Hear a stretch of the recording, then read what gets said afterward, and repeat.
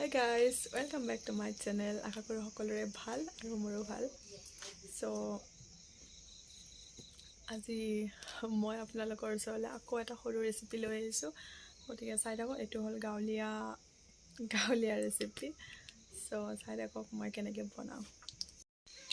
এয়া হৈছে ৰঙালাওৰ পাত, মানে ৰঙালাও গছৰ আগ আৰু ইয়াত সৰিয়হ, জলকীয়া, আদা নহৰু পেষ্ট।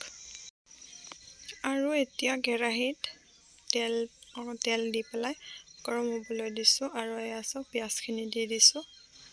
পিঁয়াজখিনি ৰঙচুৱা হোৱালৈকে ৰখিছোঁ আৰু ৰঙচুৱা হোৱাৰ পিছত আমি এতিয়া ৰঙালাওৰ আগখিনি আৰু কাটি লোৱা আলুখিনি দি দিছোঁ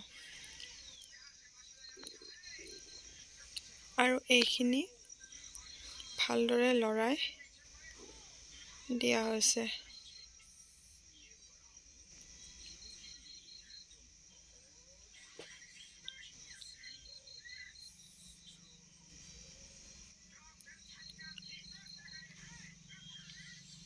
আৰু এতিয়া ইয়াত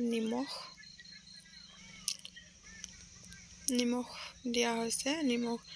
আপুনি নিমখৰ পৰিমাণটো আপুনি নিজে দিব। আৰু এয়া লগতে হালধি অকণমান দিয়া হৈছে আৰু নিমখ হালধি দি এতিয়া ভাল কৰি লৰাই দিয়া হৈছে।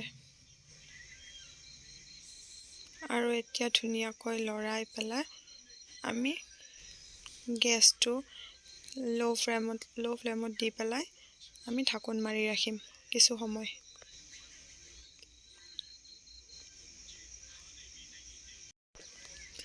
আৰু এতিয়া চব্জিখিনি অকণমান সিজিছে। তাৰপিছত আমি সৰিয়হৰ পেষ্টটো দি লৈছোঁ। ইয়াত সৰিয়হ, জলকীয়া আৰু আদা নহৰু আছে। এইখিনি দি পেলাই আমি ভাল কৰি লাৰি লৈছোঁ।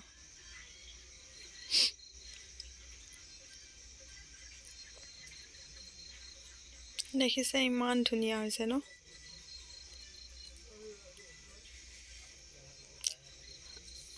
আৰু ইয়াতে এতিয়া মই মোৰ নিজৰ পৰিমাণে পানী অকণমান দি লৈছোঁ, আপোনালোকেও দিব পাৰে। আৰু এতিয়া ভাল কৰি উতলাই লৈছোঁ। চ' গাইজ, আমাৰ চব্জিখিনি ৰেডি হৈ গ'ল। এয়া চাওক ইমান ধুনীয়া হৈছে দেখিবলৈ। আপোনালোকেও এনেকৈ খাই চাব পাৰে ৰঙালাওৰ পাত আৰু আগলি।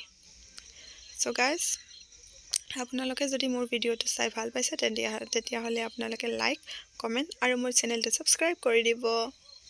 ছাবস্ক্ৰাইব কৰিবলৈ নাপাহৰিব কিন্তু। ধন্যবাদ মোৰ ভিডিঅ'টো চোৱাৰ বাবে। বাই।